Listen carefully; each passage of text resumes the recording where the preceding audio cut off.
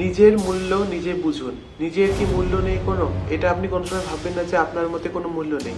মূল্য কি? গুণ। গুণ এমন মানুষ নেই কারোর মধ্যে গুণ নেই, সবার মধ্যেই গুণ আছে।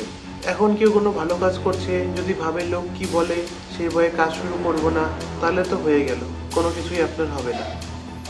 একটা কথা মনে রাখবেন, আপনার মধ্যে কিছু গুণ আছে, তার জন্য লোকের নজর আপনার উপরে পড়ছে। আপনি লোকের সাথে ভালো করছে, এর জন্য লোক আপনার খারাপ চিন্তা করছে, আপনার শত্রু। আপনার যারা শত্রু আছে তারা কিন্তু আপনাকে উপরে ওঠাবে। আপনাকে যারা ভালো পায় তারা জানি না কি করবে, কিন্তু যারা খারাপ পায় তারাই আপনাকে উপরে ওঠাতে সাহায্য করবে।